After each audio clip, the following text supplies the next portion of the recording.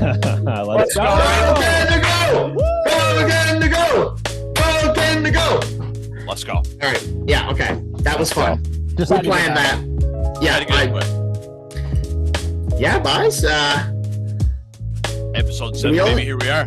Episode 7. I think we recorded episode 6, like beginning of February, like not too much before this tournament started. So like it's actually been a pretty not too long since everyone has listened to us. But yeah, I think just to hop right into it.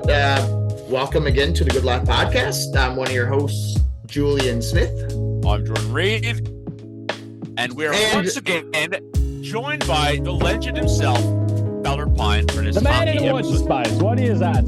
Yeah, but the thing is, it's funny because I was like, I want to say guest, but I'm also like, he's been on the last 3 episodes. Yeah, just kind of here. He's just around. He's alright. He's been around. Just comes home by just to film a podcast by and then goes on it before he's by. Yeah, let's just hop right in because Canada won the first ever and probably the only ever Four Nations Cup. Let's go. Huge job. Let's do a little. I think we should just talk about the games a little bit. Do a little quick, not so much a review with them, but just a quick chat about them, and then talk predominantly about the championship game. So, I think maybe we should talk about how we were feeling first going into the tournament. Fellerpine, let's get your let's just say that game was on Wednesday 2 weeks ago or something like that. Just say that Tuesday night going into that Sweden game, the Tuesday before, 20 hours before. How does Fellerpine feel? Well, I'm going into it, and my prediction the whole time for the tournament, you guys remember, I said the United States are coming home and are gonna take the tournament, and it's gonna be easy. And I was wrong. I'll admit to that right away. I was wrong. It didn't happen, right?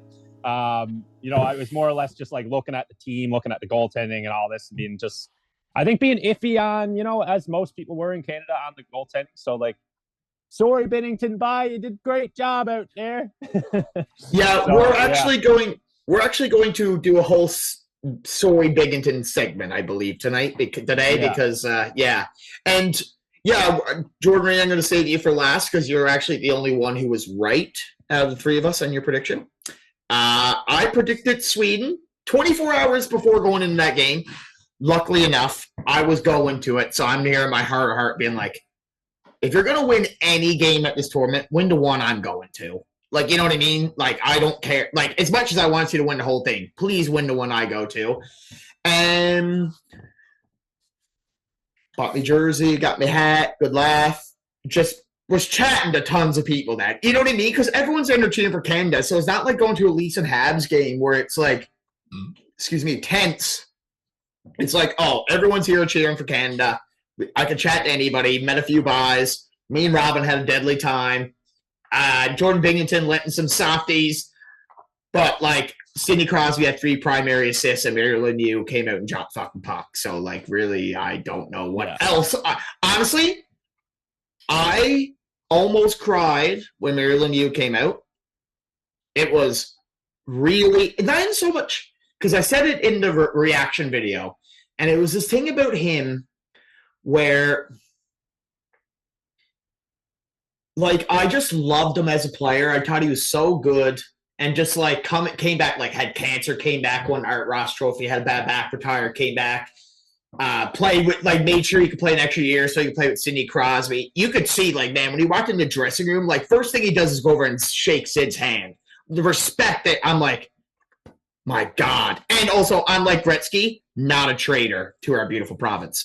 Our beautiful country, I mean.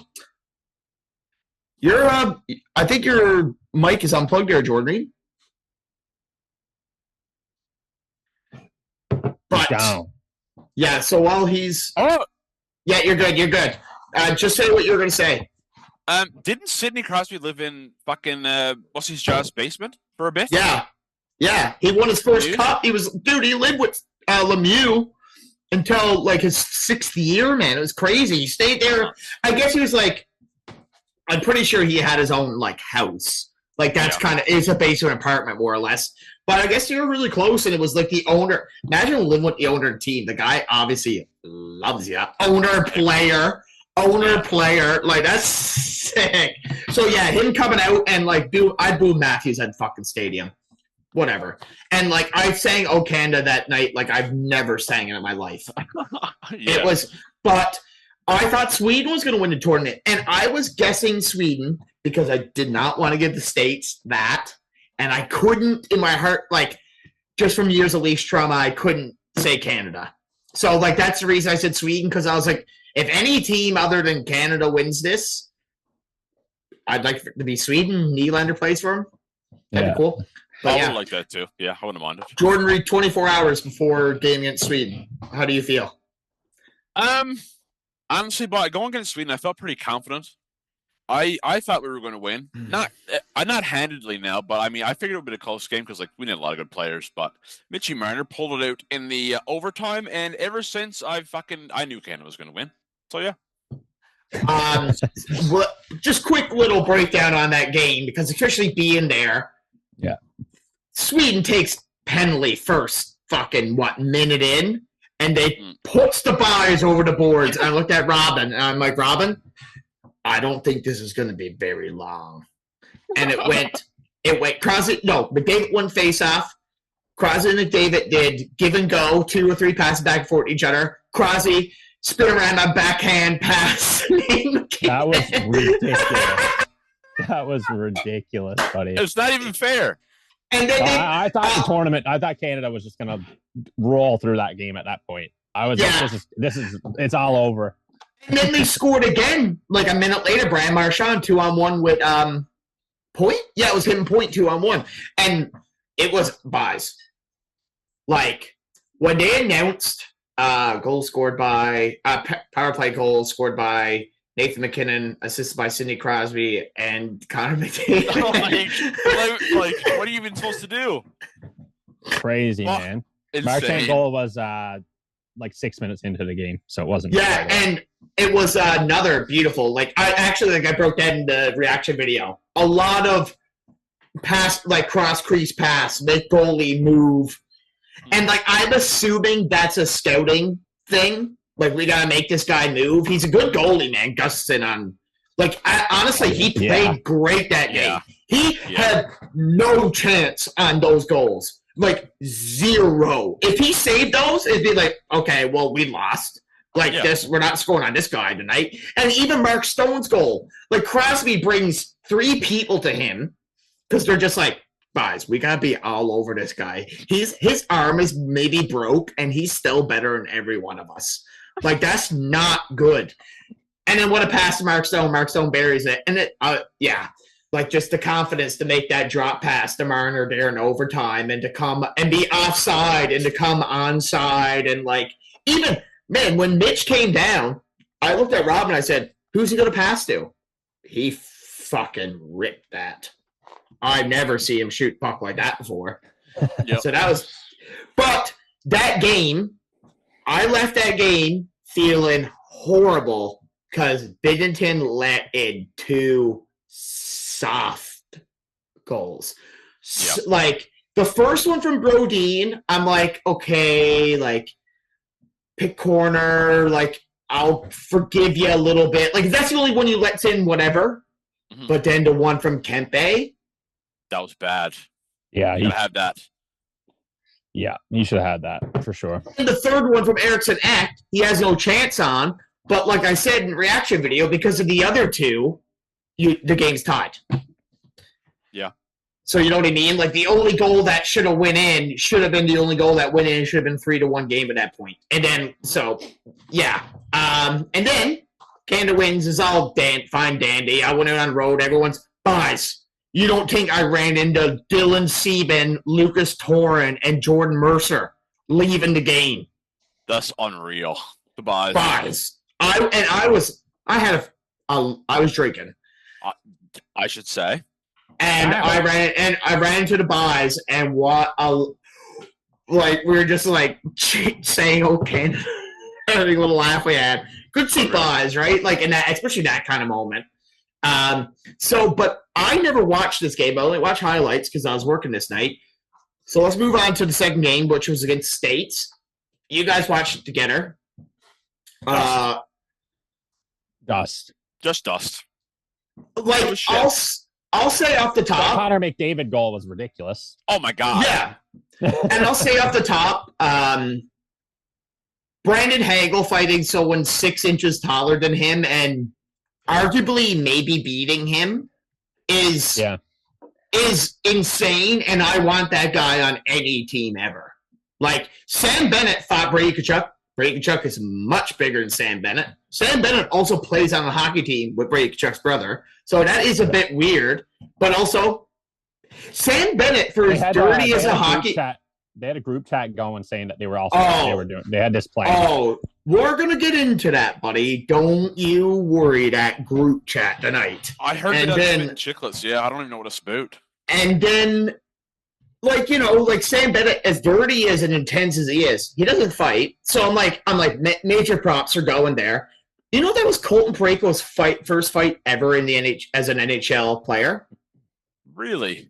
And he. I didn't. The first 2 fights, I was like, "Oh my God, yeah!" And then the third one, I was like, "Holy crap! Yeah, what's going on here?" It was crazy. But Parayko and JT Miller's had like 30 fights in the NHL, which also really surprised me. But he's a pretty intense dude. Parayko beat face off of him. Did he ever? And then JT Miller punched himself in the face. I don't know if you've seen that highlight, but if you get a chance, type in JT Miller punch himself in the face. He uppercut himself right in the fucking nose in that fight, man. He uppercut himself, and then Parayko give it to him again. It's just like, also Parayko's like 6'3". Like, I don't think that was a fair, even if Parayko doesn't fight, that's not a fair fight in like size-wise. No. So yeah, all I know is from the highlights, I'm like, Buys didn't shoot enough, and they really let. And in their head, they're like, honestly, I think in their heads, they're like, we're going to play these guys in the finals anyways. Like, I think they're like, obviously not underestimating Finland, but also at the same time, they're like, this is a round robin game. We can afford to lose this one because we're probably going to play them in the finals. That Finland game, let's talk about it. But really quickly, Jordan Binnington let in a softie in that game, but he only let in 2. You need to score more than 1 goal to win a hockey game. So that game, I don't fully put that on him. The one is awkward, and it could have went to overtime. And that was a great game, as much as it was like a loss. Yeah. It was a great game. Dude, that might be one of the biggest, like, in terms of entertainment for hockey, one of the most important games ever. Yeah, but it just sucks that Canada didn't win it. Like. You know what I mean? Like, no one will ever take those 3 fights away from that game and how intense that was at start. And even if the boys planned it, Canada answered the bell. Like, you know what I mean? It might have been planned on one side. It wasn't planned on the other. It wasn't boys texting each other back and forth. It was one team planning it and the other team responding. And I got mad respect for all, especially Brandon Hagel, man. Brandon Hagel quote. Let's go. This is a great Brandon Hagel quote. Night before the Sweden game, he's lying in bed. He's thinking to himself. Apparently, it's because like they thought it was going to be like all-star games, the NHL. They didn't think it was going to be as crazy. Brandon Hagel's lying in bed. He's thinking to himself. He's like, man, if this is going to be an all-star game tomorrow, I'm not going to fit in. I'm ready to run through a window. And like, that's just like, that guy is, remember the word, I think it was in the episode we did about the team. I said he was intense and like, he's definitely on the Olympic team. He didn't score, but it don't matter. He was Olympics. Let me show deadly. the guys this fucking vintage jersey Mother found in her closet buys. Fucking Olympics, Sydney 2000 buy 25. Sidney Crosby 2000. It's going to be the robot in hockey one day. Sidney Crosby 2000. But yes, let's move on to the Finland game, which I watched you guys stream together, which was good laugh. It was my first time ever in a Fellerpine stream as well, which I'm now a subscriber. But we goes on to Finland, and I'm like, Because it's Finland, man. Like, I'm like, these guys have got 3 dudes on the defense who, one of them has only played 10 games in the NHL. But they could, you never know, they could beat Canada. Mikko Rantanen is a really good hockey player. You can never count Finland out, man, in these tournaments. So, but then it's 4-0. And I even left your stream. I said, "This is over." It's like I was getting ready for work too. I was like, "I got to go to work. I'm going to start getting ready." One goes in, and I'm like, "Oh, okay, well, whatever." Finland pulls goalie. Another one. Mikael Granlund, 2 goals. Loves him, man. Wish Lee's had him on third line, but he and then it's 4-3, and I'm like, oh my God. This is disaster nation. Like, if they blow this right now, even if it goes to overtime, I actually don't know what I'm going to do. Mm-hmm. Like, I actually am like... And, dude, it's their own friggin' fault because they were playing defensive hockey and he took their fucking foot off the gas, man. John Cooper was... Yeah, they did the same thing against Sweden, didn't they, boys? So they just start dumping and chasing. And it's like, you don't have dump and chase team. You have foot on pedal team. Yeah. It's so frustrating. I watch the same story when Ottawa gets leads, man, and it drives me nuts. Dude. It's just the same thing this year, too. I think a lot of teams do that now where they're very, like, we're going to play like this very defensive game or something once they get a 3-goal lead. I don't like it, man. There's only one. McDavid said in his interview. Sorry, I don't even cut you out. No, you go ahead. He said in his interview, he was like, "Oh yeah, we were just too busy wasting time, and we almost blew it or whatever." It was like, dude, don't waste time. Score some fucking goals, man. You guys got all the talent to do it, man. Just keep rolling, dude. It's ridiculous. And there's also, like, of course, score effects. Like, one team is up by a lot. The other team is going to get more shots. That always happens. They're going to start shooting from everywhere. Whatever. But the same thing against Sweden. The same thing. At least they're at 4-0 last night after the first period. And I know they're playing doubleheader, and like Mitch and, like, a lot of guys just got back and whatever. You, honestly, in today's NHL, where goals are scored way more than they were like 10 years ago. Yeah. Honestly, you need a 6-goal lead before you're like, this is fully comfortable. Yeah. And, like, that's the thing. You're playing against a team who is still all really good players. And, dude, they went 6-on-5. They had 6 forwards out there. Finland did. Not one of their defense was on. And I felt, well, there's a part of me I'm like, dude, if Ristolainen and, like, Heiskanen and one other player was hurt. 2 players were hurt in their forward group. I'm like, do they win this? Who knows? I don't know. Like, it's kind of hard to say that they were kind of. Oh, and then they played good. Finland played good for the team they had compared to some other teams, man. In the tournament. That night, I watched Finland States. I mean Sweden States. And it's when the game started, and they were like, Kachuk is hurt, McAvoy is hurt. I was like, you stupid fucking idiots. You guys played so intense in a round-robin game, you both hurt yourself. And it's going to bite the 2 of you on the ass.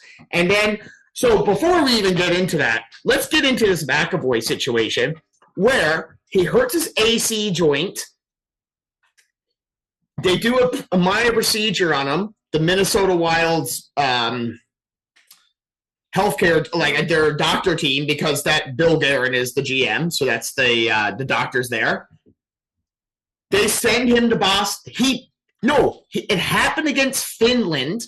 He played against Canada, and he laid some massive hits against Canada. Like, and then he was still hurting. He went and got a second opinion in Boston from Boston doctors. It was torn. And then when they went in, there was also an infection. And they had to do something that's called like an irrigation, which it means that I think they had like, irrigation is like sucking all the bad stuff out in a way. So they had to do some intense kind of surgery on the shoulder. which was not good. And then he was trying to play against Canada, like insane. And I don't know what happened to Matthew Tkachuk, but it was his ankle. In the sense of McAvoy getting injured, though, for like I don't think that like changed the needle or anything for US in that sense. Like I don't think it really brought them to make them a much worse team or anything per se, because you're bringing in someone like Sanderson, and Sanderson played unbelievable in the time. Yeah, but I know you're bringing in a guy to score a goal, but you're losing a guy. Sanderson is, I would say Sanderson's focus. He even says this all the time. He's like, I'm a defensive hockey player. I only want to play defense if that's what I got to do. He can score though, of course. No, but I know. But I'm just saying that like McAvoy was their top D man in that first game. Oh, he's definitely 100%. And then he rocked Crosby and rocked McDavid, and the game they both got kind of scared after that. I'm just saying in terms of like.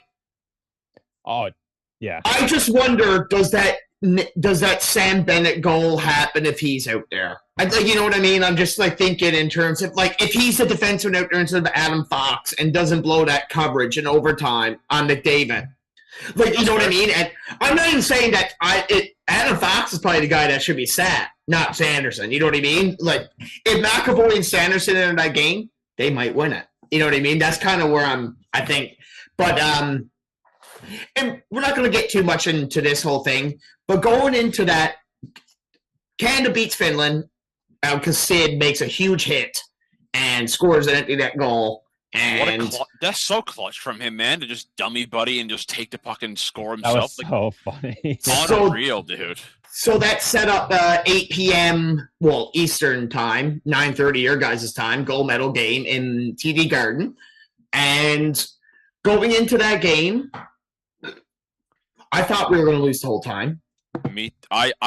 Okay, so that collapse at the end of the Finland game didn't give me a lot of confidence whatsoever going into the U.S. game, man. No, none. Oh, and like I don't think one of those goals wasn't great, but the other two that Finland scored, I thought Binnington didn't really have much chance. There's a lot of traffic. There's 6 people on the ice. It's like whatever, and I'm like, the third one was dust. He should have had that. It was like there's no traffic. Like we'll get it.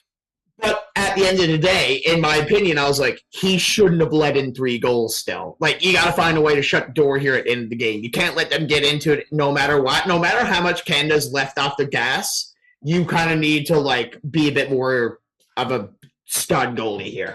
Right. So we're in gold medal game because it is gold medal and then championship, and it's leading up to it. And not to get too much into it, but the day leading up to it, there's a lot of stuff being said back and forth.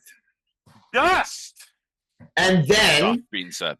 But not to get also to talk about the game before the lead up to this, the Canada and US game. After all the fights happened, there was a big scrum at the end of the game. And I think it was Brady Tkachuk that said they were all in a group chat, or Matthew. It was one of them. One of the boys said that, we were in a group chat, me, JT, and Brady, and we agreed to, we're going to go there and fight tonight. Because their dad was the last guy to fight in international hockey. He fought in 1996 in the World Cup. Fought Adam Foote. Those fights, man. It just doesn't happen in international. And no, you know why? Because IHF, you're kicked out of the tournament. You're not allowed to play again. That's right. And this is NHL rules, right? They only get 5 minutes. It's crazy to me. Yeah. So they're like, yeah, we got a group chat, blah blah blah, and then they obviously they run across the hallway, the media, to Brandon Hagel. You know what I mean? Obviously, with that quote to try to get his quote to respond to it. If I was a media person, I'd be like, oh my God, I got to go find Brandon Hagel right now, the guy he fought, and bring that quote to him to see what he says. And Brandon Hagel basically said, we're playing for the flag. We don't need a group chat. Literally. Essentially, that's all it is. We don't need a group chat to plan fights or anything like that. We're going to respond to anything you do. We'll meet you. Then, like I said, the day of the game, Bill Guerin was begging Donald Trump to call the team. He went on Fox News. He did everything he could to get Donald Trump to call the team. Donald Trump called the team. He never even knew Austin Matthews' name, who was the captain of the team. That's how much he really gave a fuck about it all. And then you got his staff secretary or whatever her fucking name is saying that they look forward to beating Canada in the 51st, the future 51st state. And let's not also like get too far into the game yet before we actually realize the amount of American media, sports media specifically, that say that they're gonna the game is over before it even fucking started. So that got me fired up. Not only is it firing me up in terms of sports, which is like my number one fire, it's also politically firing me up, what also matters to me as well. Mm-hmm. So game starts, and guys, I've never had, because like I said, Leafs haven't played important games like a championship game in my lifetime. The last time Canada was in a gold medal game was the World Cup, which they should have won. Before that, it was Sochi, which they should have won. Before that was 2010, 15 years ago. So going into that game, my anxiety was 10 out of 10. Fellerpine, what about you? How are you feeling going into that? I was stressed out, but the back of my mind, I was like, like I said, my brain was telling me US got this game, but I was like, fuck, man, I hope Canada does. But like, I'm so happy we did that live stream too, because we ended up actually hitting the fucking top 100 leaderboard in Canada on the live stream that night. So that was a good laugh. Such a good like, time. Let's go, dude. And like, but man, honestly, yeah, like you're just like, I don't know. Like, it was just like a whole lot. I don't know how this is going to go. But after seeing the first game, the way it played out, and the way the game against Finland ended, like Jordan said there, not a lot of complete confidence in the team per se going into that final. I was so nervous before that game, man. I was sick. It was bad. It was. Dude, you were really sitting bad. there and your hands were clamming. You were saying, dude, you could sit like going in overtime. I looked at you could see my hands glistening. It was like it was awful. I never been to a hockey game before. Yeah, and I worked that day, and I was like, oh man, like this is gonna be a long enough day to get through already, and then like all the downtime through today, I'm just like scrolling, watching videos. You video chatted me a couple times during the game. You looked like you wanted to die. Oh, you look rough, bro. Yeah, so man, me and Robin went out that night. Like, they got food because I was intentionally trying to miss it. Yeah. Like, I literally was trying not to be around for it because I was like, if I could miss this game, it would be probably way better off for me, no matter what happens into it. So, like you said, that whole day, my hands are just sweating. And I'm wearing this that day. Like, I'm just out wearing this jacket open. So we get into the game, and I think it's only like a couple minutes into the game. It's not very 5 minutes in. I got it. Nathan McKinnon, who Connor Hellebuck definitely sees it as nightmares because they play against each other enough anyways, like in the playoffs and stuff. Yeah. Seeing eye shot, but let's acknowledge Canada's had two people in front of the net there, just absolutely. And then the States had two people in front of the net. Connor Hellebuck couldn't see anything. Did you see how intense that guy's eyes was that night? He was like this all night, like Patrick Waugh, and I'm like, someone put a puck right between his eyes, please. Yeah. That's Thomas Harley, shout out. I think that was his first game in the tournament, was it? Big assist on that goal, primary assist on a Nathan McKinnon goal. Yeah. Let's go. Thomas Harley? No, he played against States in the first game. Okay, yeah. And that's somebody we're going to get into because serious respect, mad respect to that guy. He's a beauty. So, yeah, and then I think it's only like so Canada was playing great that period. They were they're playing, keeping the tempo up, blah, blah, blah. And, like, it's going to go back and forth. Canada's not going to shoot the States 40-10.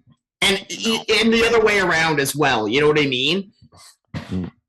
But Brady Tkachuk scored the most Brady Tkachuk goal ever, dude. With a minute left. But also, Matthews causing havoc. It's a good. So I'm like, fuck. Yeah. Yep. Goes into the second period. I don't watch the intermission. Like, I'm like, I think I probably did 10,000 steps in my house that night, walking around. Goes in the second period, and I don't think it's 5-10 minutes into the second. 7 minutes. Jake Sanderson comes in with the wrist shot from the top or bottom of the circle there. Somewhere. And again, it's Matthews behind the net, Brady Tkachuk causing havoc in front of the net. Shout out to Matthews, dude. Couple apples right there. Showing that, you know. And same with Marner. Yeah, we're gonna get into the Leafs, little Leafs corner now in a bit. Don't worry. Leafs corner. Leafs corner. But 2-2 were. Oh man, and then it's 2-1. I'm like, oh my god, it's actually a fucking repeat of the last game. It's dude, of course it's over there. The fucking defense on the States is Jacob Slayton is the best defensive defenseman in the NHL. There's nobody as good as him at playing defense. It's not even close. If the Norris Trophy was because the Norris Trophy is not for best defenseman. It's two trophies or something. Exactly. Jacob Slayton would win the Norris every year. Yeah, he would. Yeah. He is. Or there should be one for best two-way, one for maybe even offensive, and one for defense. Honestly, split it up. He was scary. Scary. Yeah. Scary. Because it was him. I think it was him and Fox, which he kind of got bogged down by Fox. But if it was him and McAvoy, that's what I mean, right? I'm like, that's horrifying to me. Tudobice's goal is to not let you get a goal. Yeah. So he was. I gotta give him credit, even though I don't like the American team. I think he's just an incredible defenseman. No, dude, Slayton played with Brock Faber, dude. Oh, who played 25 minutes that night, who played great that tournament too, who's on a $6 million contract in NHL and probably worth $14 million. Truthfully, probably worth dude, what he does is not characterized by money, and see with Slavin, but those guys should technically be probably being paid $10 million a year for what they do for their teams. But yeah, two of those guys, that's horrifying. If I'm a goal scorer, I'm like, what am I supposed to do against these guys? So it's 2-1, like you said. I'm like, this is over. But then I wouldn't feel very confident either. No. But then, Mitch Marner or Sam Bennett, both of them comes through. Man, but Jordan Binnington before that made a couple really good saves to keep them to keep them in it. And then the buys goes down, and Mitch Marner got the puck, and I'm like. And the way he held on to that, to draw the three of the buys to him, right now. And he gives it he gives it to the lefty coming down the left wing, who he definitely in his mind is like, this is probably Sam coming down here, probably hears him or whatever. Big strong boy, he'll get in here, who can score a fucking goal too. What a goddamn shot up top! You could see it because Hellebuck bit as soon as he bites to go down. What a shot, man. Oh yeah, man. He bites. Hellebuck puts his arm down. I'm not even watching it. I just can remember it off the top of my head. Yeah. Hellebuck puts his arm down. As soon as Bennett sees the arm goes down, puck is top corner. And it's a millisecond. And that's an insane goal scorer's goal. And I'm like, they made it 2-2. Holy shit. Yes, buys. And in that moment, I was like, this is going overtime. No one's in the third period, everyone's going to play conservative because they don't want to make a mistake, which usually leads to overtime. But overtime, Mitch almost got it to McDavid for a game-winning goal. Cross crease. And same with Brady Tkachuk, almost got game-winning goal in overtime as well. Oh, neither one was saved. Saved by Binnington. Yeah, both. But actually, one of them was Crosby blocked it, which was insane. There was a lot of good defensive plays in that game. It was so even leading into going into overtime. I think the shots were dead even, actually. Yeah, there was a lot of great defensive plays. I'd love to know what happened to the United States defense on the overtime winner. Okay, so we'll break that down. Game's going into overtime. I'm like, I gotta watch because Kevin Bieksa is a beauty, so I gotta watch him talk with Dahl and Here to advise on their opinions. No, he's not. So I'm watching that, and I'm horrified. I'm like, man, because that was 3-on-3. Because they still do that in World Juniors. Overtime is still 3-on-3 in the gold medal game. So I check, but I'm like, oh no, it's 5-on-5, 20 minutes consecutive overtime, no shootout. I'm like, I actually had as anxious as I was like, Canada is just full of winners. Like, they probably will win this. Like, there's 14 Stanley Cup winners on that team. Like, there's a good chance they're going to put this puck in the net. I couldn't even think straight. I was so nervous. Dude, it was... Dude, I'm so happy we posted up that reaction. I was just there like... Bro, yeah. And then, pucks dropped, States were all over them. All over them. Canada really didn't do much in that overtime. Got pucked a few times, couple little shots or whatever. You got... And then I think it's about I think that save is about 4 or 5 minutes in. Yeah. You get States were in the zone for a good 25, 30 seconds. You get, and classic, Matthews at top, Brady Tkachuk down on the side, just waiting for a shot. Brady Tkachuk gets, and I'll post the still to the video. Brady Tkachuk has open net, and I'm like, this game is over. It's over. Binner he's down and out, dude. It's not even his fault. No.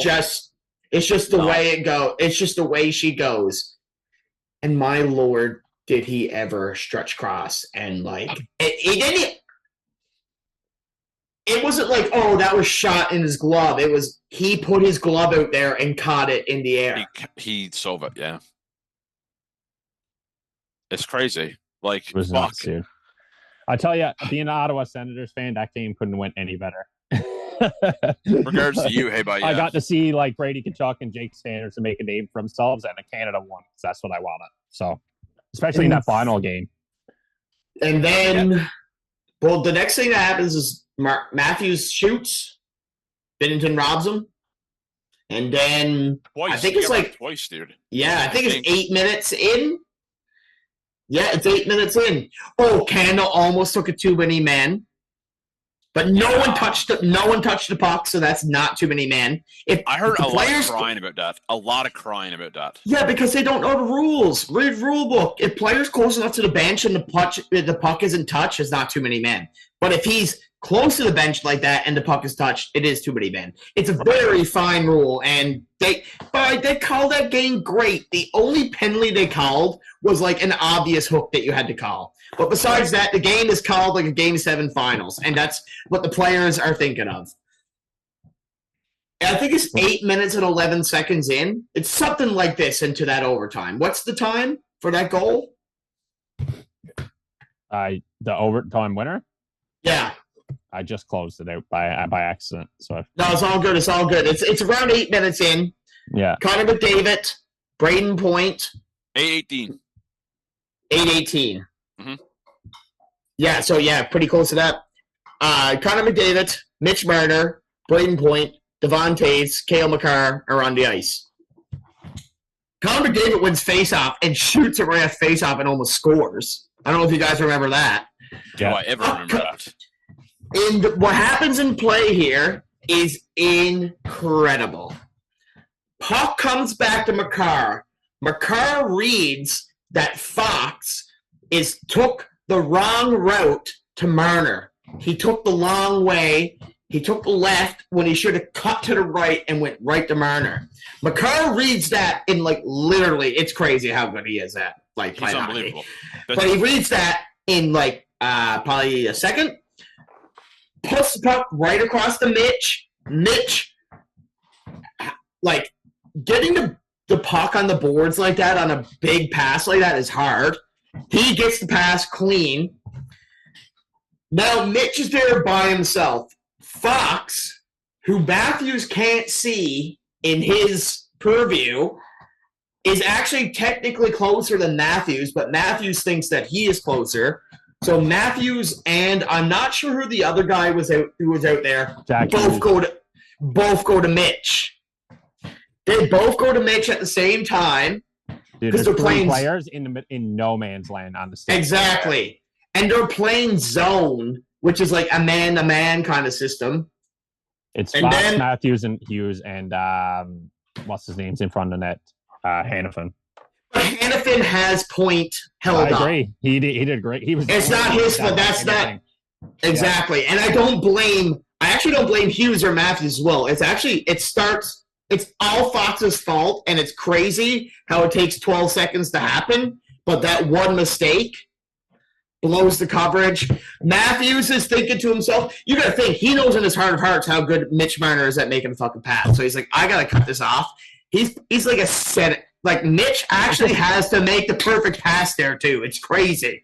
Yeah. And then he puts on the best player in the world's fucking tape, and he shoots a bar, goddamn. Dude. He's not missing it from there, boys. Boys, no. The best player in the world is there in front of the net with nobody watching him. He's on a desert island, dude. Where is, like... It's a guy against a guy in net that he's played against probably 30 times in his career. Yeah. Like, boys... He probably knew exactly where he was planning on shooting if he had the chance there then. Anyway. It got on his tape because after the Binnington save that I went in the room, I had to go and sit down for a bit and like watch it. I was that actually like so like overwhelmed by what happened. Then I come out and sure enough, 10 seconds in, the puck went on his tape. I was like, he is burying this. Like it's not. No offense to anyone else on that team, but this is not anyone else on this team. This is him. And man, I was like, because when it went in, I was like, how are they going to celebrate? And then it was confetti gloves and screaming. I'm like, oh, this matters to the boys. Yeah. Yep. Let's go, dude. I'm reliving it here. They gave him a trophy. Most of the players, like Crosby, a guy who's won everything, like he was happy to win it. McDavid, who hasn't won a cup yet, he lifted it like the here. I don't know if you guys seen that. He was so humble. Fellerpine said on the stream, he said he knew if he knew that McDavid was going to be like really like humble with it, he barely lifted it because he wants a cup, man. He wants the Stanley Cup. And gold medal, love that. Like he took that. Oh, yeah. They loved that. But also, like to those guys, that tournament is not about a gold medal. Or it's the win is the most important thing. It's about the win. Everything else is like it's like candy or whatever. Mm-hmm. But yeah, so then to put a climax and a bookend onto the whole group chat thing. At the end of the game, I don't know if anyone's seen this. Brian Hagel's tweet, his Instagram. No. He shared an Instagram of a group chat from Team Canada, and the group chat was called Champions. Unbelievable. That's mega. But before the game, Brad Marchand, he did the Canada thing. What do you think of this United States team? Oh, well, this United States team got some of the best hockey players to ever play hockey. Just like putting him on a pedestal like that he would never be able to climb on. After the game, what do you think about the Kachucks? Yeah, well, like they run their mouth, and sometimes you could run your mouth in the NHL, and that works out for you. But best on best, the best team is going to win. And basically, like, fuck those guys. And it's like, it's crazy how Canadians are so humble before the thing. But once they win, they're like, yeah, fuck you guys.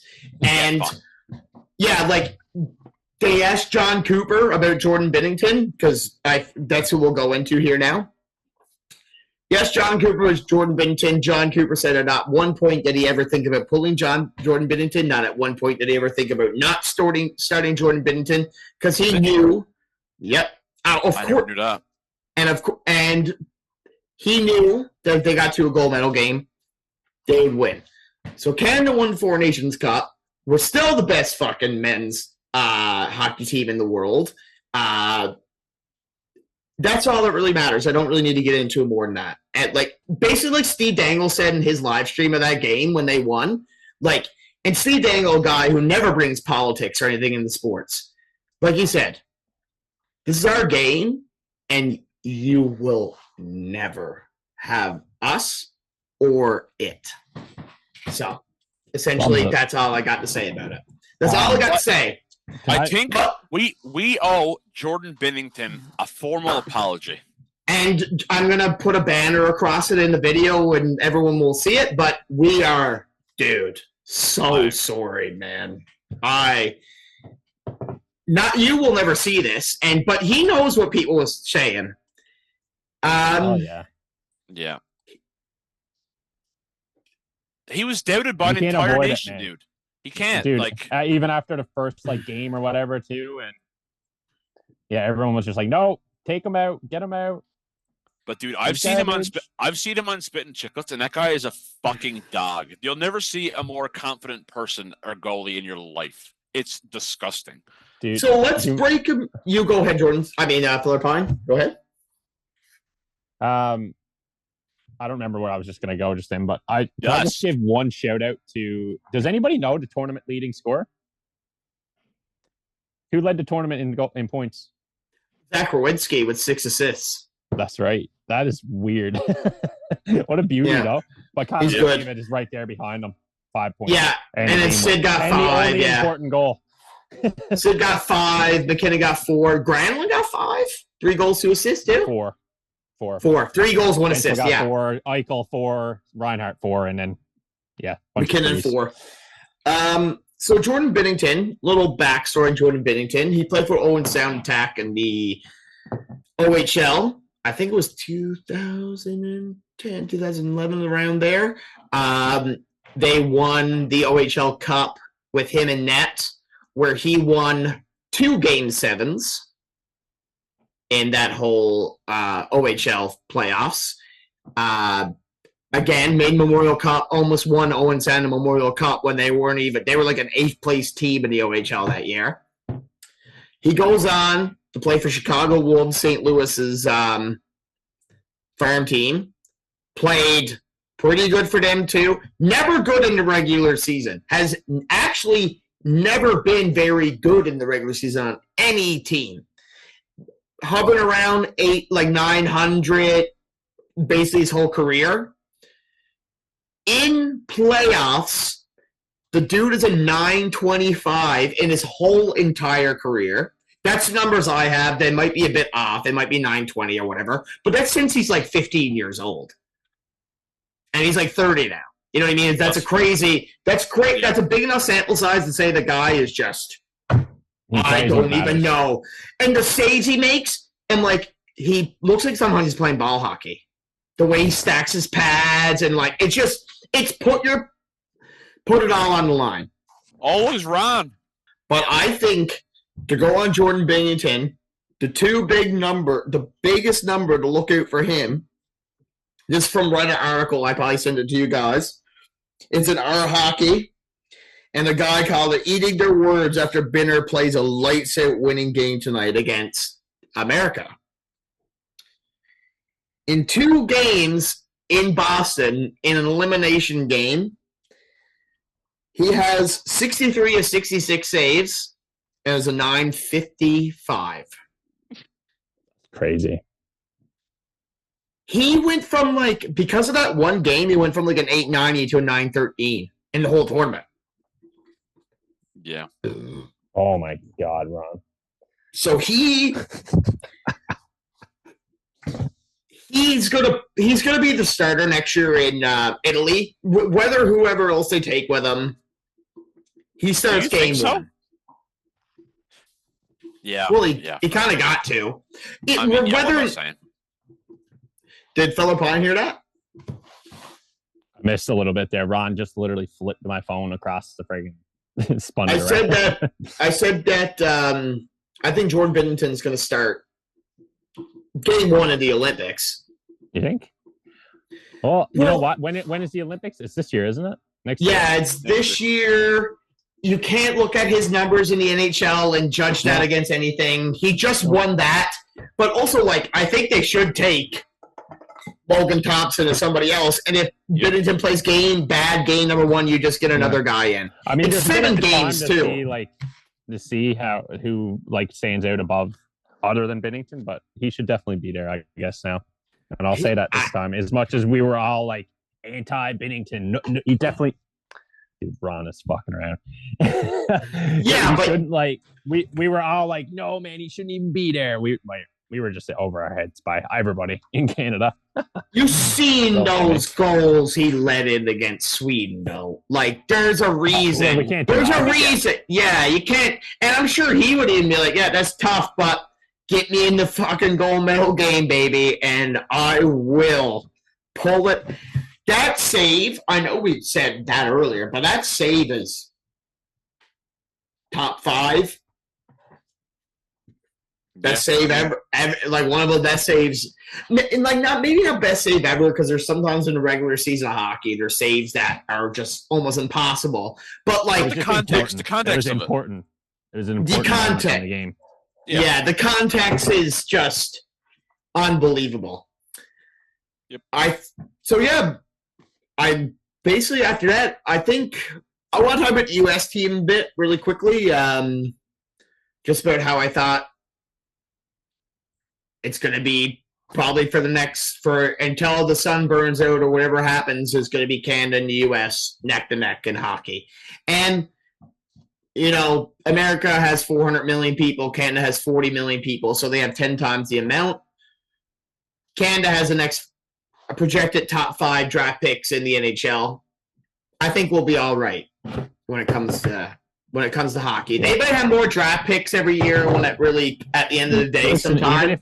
Even if Canada don't win every time, and they're always going to be up there. Exactly. They're always going to be up in the top 3 at least. Like no matter how many teams or countries are into it. So, but it's good to know. Like, I also think Canada is going to take a new approach now after this win. I was telling you guys earlier, they're hiring a new GM for World Junior team. So I think they're starting to realize, they're like, oh, when we're the best, our country is like very happy.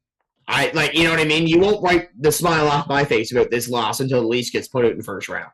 So essentially that's it. But yeah, so the American team, I thought Buys were pretty good. They had best goalie in the league, who didn't really let in a bad goal all tournament. Like, that McKinnon goal is not really bad. There's 4 people in front of the net. Like, it's that Bennett goal, yeah.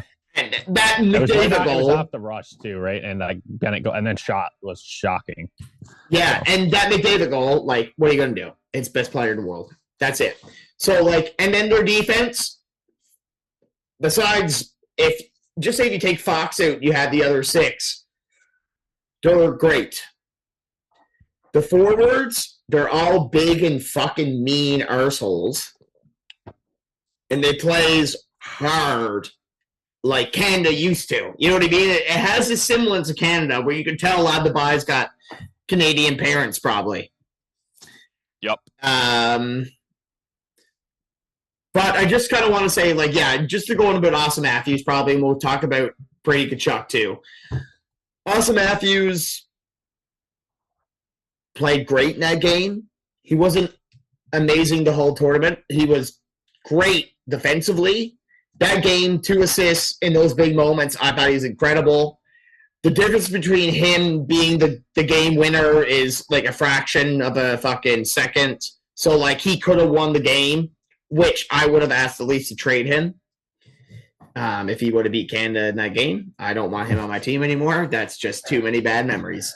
And then Brady Tkachuk was probably America's best player the whole tournament. Dude, I wish I could pull up the stats. I don't know how to find it right now, but I wish I could pull up the stats of how many shots and how many hits he had in every game. He was all over the ice all the time, man. Throwing people around, and in most of the games, like I said, I'm pretty sure he had at least 3 or 4 shots, 3 or 4 hits every game. He was just, and in less minutes than most players too. So it's crazy. It's crazy what he can do. He had 3 goals in 4 games he finished off with. So Good I think luck. the standouts for me on the American team were Gensel played well. God love him. Yeah. And who else I was about to say someone else. ADHD. Oh, Dylan Larkin. What a fucking guy he is, by. I loves him. He's such a good occupier, such a good lad, good guy in the room. Americans should be proud to have him. He's awesome. Yeah. I mean, Yeah, Eichel had finished the tournament with 4 assists, but I don't think he stood out much to me personally. I don't know about what you guys think. No. I thought, like we said, Austin Matthews, Brady Tkachuk had a great tournament. I thought Gensel won me a huge bet that I made as well. Like, I loved them. So funny. That was just a funny one. I just felt it and it worked. But I mean, and on defense, I would say that obviously Slavin, Werenski, and Sanderson definitely stood out to me too. Obviously, I'm pinned in on Sanderson and Tkachuk anyways because I'm being a Sens fan, but just thought they played good. They did, certainly. So, yes, sir. Julian, what are you at? By stuff in your fucking gob. Just eating it all by. So, I think the next thing to move on to is really I would call it the winners and the losers of Team Canada in this tournament. Guys that you thought really, really stood out and played great and are definitely we can also tie this in with the Olympic team. People we think will be on the Olympic team. But I'm going to throw names out there, and if there's anyone I don't include, I want you guys to bring them up. But and then I guess winner or loser is really up to interpretation. Mitch Marner, Jordan Reed. I mean, he's a winner, dude. I don't like Mitch Marner. He's a suck. He's a little bitch, but he played good for Canada. He had some clutch assists. With Sam Bennett scoring the overtime winner versus Sweden, setting up McDavid. He's a fucking winner in my eyes, but he's still got sucky baby syndrome. Fellerpine? Listen, I in that first game against where he got that OT winner, I thought there was a couple moments in the game where I was like, man, he should not be in whatever line he was playing. Was he playing with McDavid? He was playing with McDavid, and I didn't like it. I didn't like the combo. I was like, this is not working, blah, blah. And then he scores the overtime winner. I'm like, well, you know what? Maybe he wasn't around most of the game, but he got the overtime winner. And then you look at the championship game, showed up, had 2 huge assists, and what more can you say? But he showed up when it mattered in both games, or both of the wins against, or a couple of overtime wins, I should say. I would say winner as well. First game, like you guys said, he didn't play great, but I was listening to this argument the other day on another podcast where the great players play on such a razor's edge that a good game versus a bad game is actually a game-winning goal. You know what I mean? And that could be said for any player. It could be said for any player, but he probably could have been minus 10 that night and scored that goal, and he's still the MVP in a way. You know what I mean? Even though Crosby wins player of the game, of course, he has 3 primary assists. He's 37 years old. That's crazy. But the other thing about Mitch is John Cooper. I'm a Leafs fan. I obviously hate him, but I also acknowledge he's probably one of the best coaches in the NHL. The way he thinks, he's a lawyer and stuff. He just thinks pragmatically. I think lawyers think in the future. They're like, oh, where can this lead us case-wise and whatever. I think he thinks the same thing with a hockey.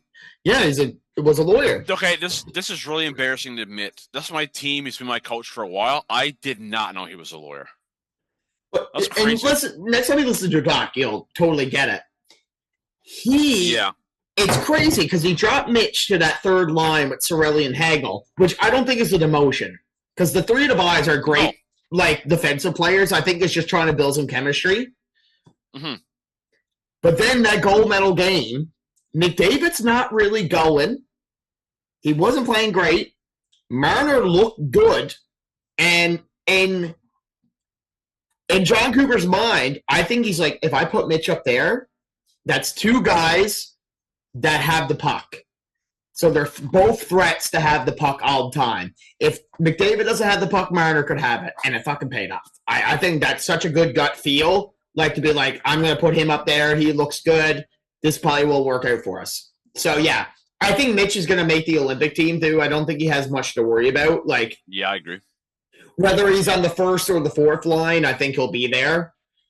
Because, like, those passes, like, that's crazy. Like, the confidence to make the pass and to, like, just have the patience and stuff. Second player I'm going to go to, I'm not going to go to any of those obvious guys because it's like, obviously Connor McDavid's a winner. Obviously Sidney Crosby's a winner. Obviously Nathan McKinnon's a winner. Obviously Cale Makar's a winner. Yeah. Thomas Harley. See, I don't know what to say about him yet. Fellerpine, take over, bro. Go on. I thought he had a good tournament. He never played in every game. Was it 2 or 3 games he played in? He played 2, and he played 2 of the biggest games, states and states.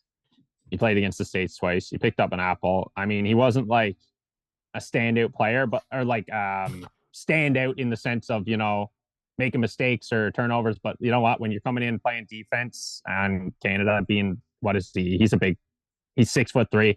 Like, you just want him to come in. He's also 23 years old. Yeah, he's a lot younger than most of the players that are on the team there too. So I didn't realize how good of a season he was actually having this year. So to me, it makes sense that he was in on the team right now too. It's almost crazy that he didn't. And last year too, he scored 15 last year. Yeah, and he already got 10 this year. Yeah. So.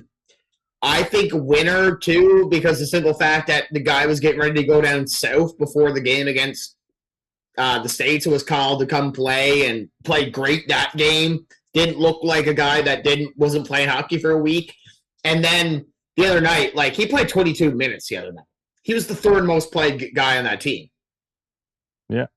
He went from being he was on no one's radar. Everyone's like, where's this guy? Chris Tanev, where's Evan Bouchard? Where's this guy? And it's like, maybe Thomas Harley is the guy. Because not only is he extremely offensive, 15 goals for a defenseman is crazy. Dude, he's been, and not only that, like, you're talking about the goals and the points, but plus minus isn't always the number you look at, but he's literally, he has 2 NHL seasons under his belt right now. Or if you want to include even the other, whatever, but he's literally like plus 60 in the cup. That matters. That matters when it's that high. That matters. Yeah. Like -3, -10 to like +10 doesn't really matter, but -20 matters. He's plus 28 the last 2 years in a row so far this season. That's what I mean, right? That. So, like, you can almost assume when he's on the ice, the puck is in the other end. Yeah. Puck is in the other end. I don't watch the Dallas Stars a lot, but, like, they're not a team that you're going to see play a lot. But looking at that and just like it's crazy what you were saying though. Like, he wasn't on anybody's radar, and it's interesting. He wasn't on my radar. If somebody would have just been like, yeah, let's bring him in. But it makes sense why he was brought in. GM of Dallas was one of the assistant GMs. Man, that's all it takes. You know what I mean? I trust my guy. I trust my guy to come in here and to, like, play good. And I think the guy it's crazy to say because, like I said, he's not on anyone's radar. But how doesn't he make the Olympics next year? Like, he might, like... You gotta invite him to camp. He gotta be given a chance. He'll get consideration for sure. Yeah, like the guy just played. I really think he was one of their best defensemen in that game. I thought he looked so good out there, so smooth, and like also like in a way like probably their 11th choice to be there, which is also crazy. That like I'm like, does Canada just have insane depth, but there's just so many guys to choose from? It's about assembling the right team, right? So. I think he's somebody that they definitely need it in a sense there with the team that they brought. And I guess especially when you look at go ahead. Sorry. No, I was just gonna say like their forwards up front.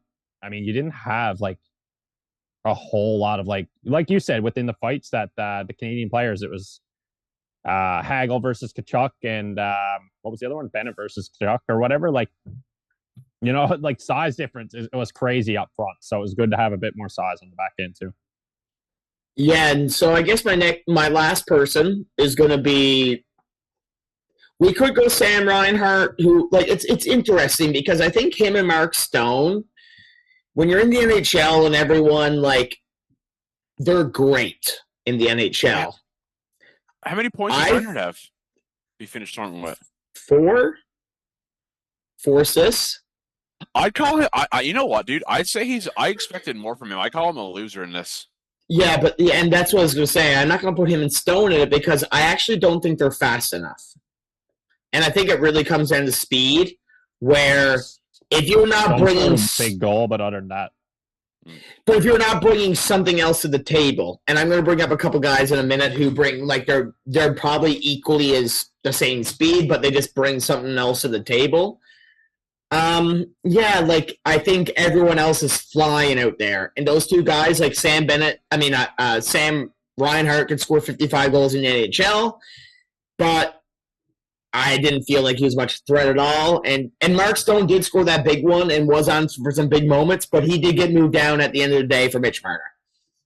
And okay, really, question: who would you rather have on your team, Stone or Reinhart? If you had to pick. I think Reinhart, because he does a lot of the same stuff as Stone, but he scores more. I'd say Stone in his prime I would pick over. But Stone is definitely... Stone's up to... What's the age difference there now? Yeah, I mean, yes, yeah, maybe it's not fair to even say, hey? Reinhart is 29. Well, dude, it's only 3 years difference, but... The Stone has had a lot of injuries. Stone's been through a lot. Like, Stone in his prime when he was with Ottawa, Stone all day. Right now, probably Reinhart. Yeah. So I'm not going to bring any of those guys up, but I think the last person, winner or loser, we're going to say is Anthony Cirelli, and I want to go first, and I think the guy's a winner. I think he is definitely making that team next year because you need somebody who is like, he's scored a Memorial Cup game-winning goal before, scored an OHL championship game-winning goal before, and also he buys into the idea of, we just really need you to shut down this other guy. We don't need you to score. And he really buys into that, and he's still a guy who gets 70 points a year, and his coach is going to be the coach next year. I just don't see a world where him, Point, and Hagel aren't on the team. I think it's going to be Canada Bay Lightning again next year, 100%. Which is great. The three of the boys exudes, like, especially Hagel. He's we're not going to get into him, but he's a winner. Dude, and Point's a winner. I just checked. I didn't realize Tampa signed him for 8 years. I'm so fucking pumped for that. I love Hagel. Like, this tournament made me a bigger Hagel fan than I already am by a mile. Yeah, but Cirelli, I think winner, and I think it's mostly because of his ability to buy in and just be cool with what his role is, and you always need a guy like that. I agree with that. Yeah, I think like for Cirelli, like, yeah, you're right in that sense. Like the speed and everything too that he brings in that role is so key for shutting down other teams. Like he finished the tournament no points and a -3, but realistically, like you said, he was just out there shutting down. So he was up against a lot of the best lines. He was on the penalty kill, was he not? Yeah, doing all that stuff. So Canada didn't have a penalty. Canada didn't have a goal scored against them on penalty kill. Their penalty killers are incredible penalty killers. Yeah. I would just say that one thing that I would have been looking for in the bottom six is somebody with a bit more size, I guess, within. If there's something I could change about the makeup of the roster. And I don't know who you'd take out when you look at that bottom six. So let's get into who probably should have been there. Like in hindsight, people. Tom Wilson got to be there next year in the Olympics. You think? He's got 27 goals this year. That's ridiculous. I can bet you $1 million that if he's out on the ice against the United States and on Saturday, neither one of the Kachucks are fucking asking him to go. I don't think so either. In no world are they asking him to fight. He's crazy. He fights fighters, not, no offense to the buys, Brandon Hagel and Sam Bennett. Tom Wilson's a man and would take the two of those fellers. He beat the shit out of two of them at one time and put them in the fucking one. And they know that too. And Canada, that's the biggest mistake they made in this tournament, is not taking him. For two of them. Yeah, you got the two of them. How about we got this psychopath who's averaged 100 penalty minutes in the last 6 seasons? Insane dude. He'll fucking kill you. So that's my response to that. That's who's fourth line next year. And if we play the States, I agree with that. Like him being on the team for sure. Yeah, and maybe he won't be there because it's IIHF rules. But the fact that he, looking back on that tournament, I just think that he really calms a lot of that down, and no one in that tournament has him. Canada would therefore have best forward, best defenseman, and the best whatever he is, because he's a mutant, and he could score too. Yeah. It's crazy. Every year that he's been healthy, he averages like almost 30 goals a year, like 25, 30. And when he's hurt, he doesn't.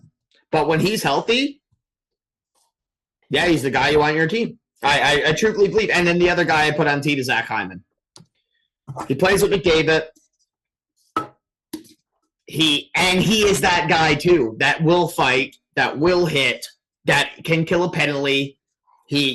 So that's kind of the two guys. I think looking at the stats for Hyman's case, it makes sense why he didn't get on the team out of a lot of people.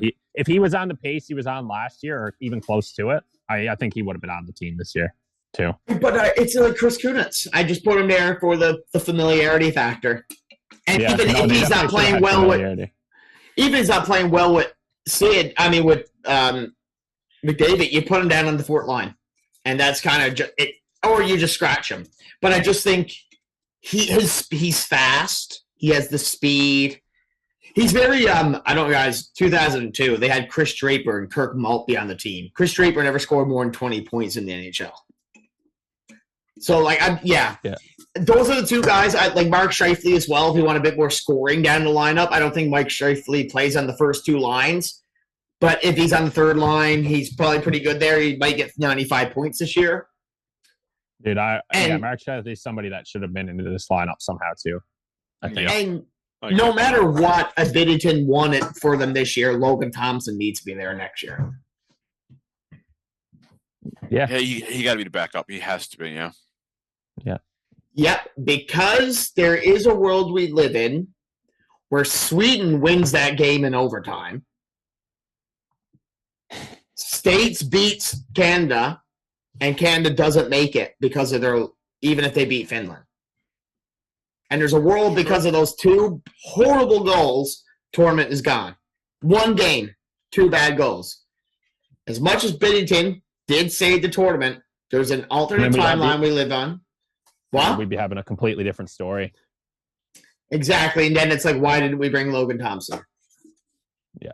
So that's really... as much as as much as we, we're going to praise Binnington for what he did, it's still it had to be scary for us going into it, especially after that first game and stuff too.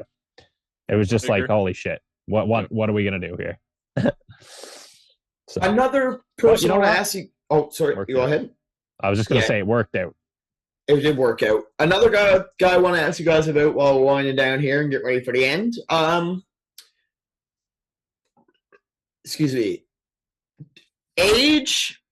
I guess, should Brad Marchand be on the Olympic team next year?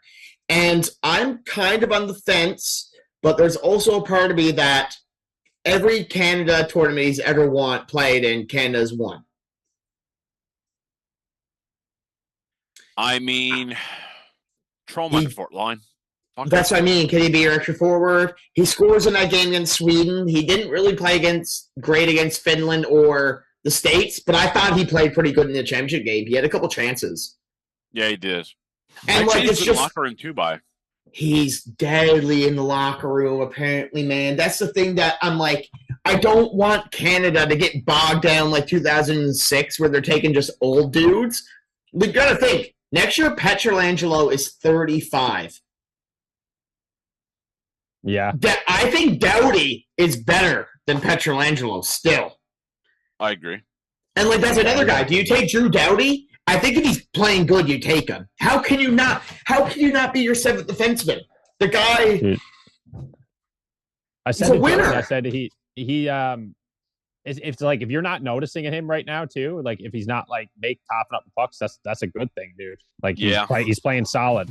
He's doing. Yeah, he's not Norris Trophy. Exactly. He's there to just calm it all down. And like you got to think, you're going into overtime, and you got guys like him and Sidney Crosby on the bench, guys who have like.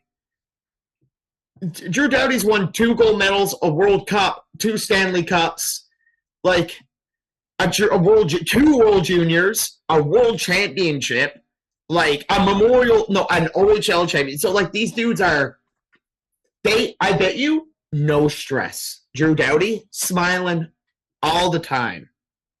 They've been through it. Like it's good. Like there's something to be said about locker room guys, no matter what. Exactly. And do you just take him and Marchand, him as your 7th D, Marchand as your extra forward? Even if they don't play a game, they're still hanging out. And they're like there. Can I single out 1 or maybe 2 players? They didn't play much in the tournament, though, in the forward group.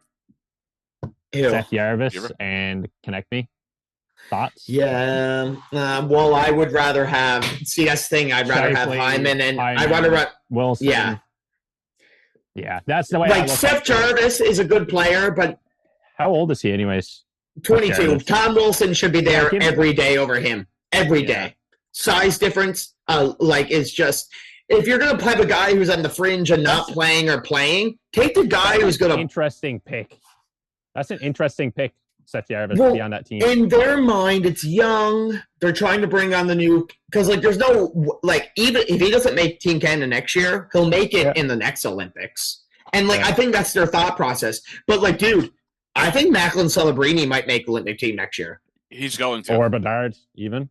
I think Celebrini, yeah. Like, Bedard is on an island by himself on Chicago. Celebrini actually got a few other guys to play with in San Jose right now. It's like a whole different realm. And the thing is, Canada might look at this tournament and be like, we didn't have as much scoring as we wanted to. Yeah. They're playing on international ice. Celebrini is going to be flying around. Is he ever? And then McDavid on that ice surface is going to be, and McCarr is going to be nuts. Going to be stupid. I can't wait. Canada's going to go up 3-1, and they'll be able to take the puck and just skate around with it because the ice is that. And I'll be honest, I hate that size ice surface. I fucking hate it. I think it's Julian, so stupid. Hopefully next year, dude, you're moved home and we could live watch the games. Oh my god! Oh, I will be. 100%. There's no doubt about that. I'll be taking that off next year too, going on EI for it. Yeah. Well, not really. I think really that's it. Canada's the best still, and that's fucking really all that matters. And we won 2 World Juniors in a row, blah, blah. Yeah, Canada basically took major midget team back in Whitburn the year. So, let's be honest here. Next year, when new GMs, we're going to be new GMs of that team are there, we're going to pick the team. And if you look at the top 10 that's going to go this year, 7 of them projected Canadians, 5 of them didn't play on that team. So whoever picked that team, I'm going back to the World Juniors now. You just watched Canada put their heart and goddamn soul into that and pick pretty close to the best team possible. Few players fringy, but you got to admit, who you wouldn't have anyone there over Devon Taves. The guy was actually, I thought, one of the best defensemen on the team. Holy shit, is he good? But also the fact that he plays with McCarr, and there's things like that where I'm yeah. So America, you win World Juniors as long as we can win the Olympics. So that's all I really got to say about now. I hope he comes through on next year's World Juniors though. It'd be nice. Oh, dude, next year it would be really good to do a because next year we're getting a World Juniors, an Olympics, a World Championships, and a Springler Cup. It'd be nice to see a Canada 4 win all 4, and women's win all 5. I tell you, it'd be really nice. Friggin', let's get a Newfoundland Regiment player on that World Juniors team. Oh, dude. No. I don't know what it would be, but we'll see. But as they announce merch, it's Q merch, so it's not going to be the top of the line, but I'm going to probably get myself something. So, a hat is coming in for me for sure. A minimum a hat, yeah. I might wait to see if they do any special limited editions. They're gonna do different stuff. This is just obviously they just got to start somewhere, sell some stuff, get money, sell more. So you'll see, and like we always said, you'll see us down there next year for Game 1 because we'll all be down there for the home opening next year. Oh my goodness! I can't wait to go to see that. Bye. That's a laugh. Julian, my son, is that it or what? Well, I suppose that's it. Like, there's really not much else. Can I remind you guys of my delusion? I just made sure I put this in here over here. I know it's probably mirrored for you guys, but 2025 Stanley Cup champions just coming here. Yes.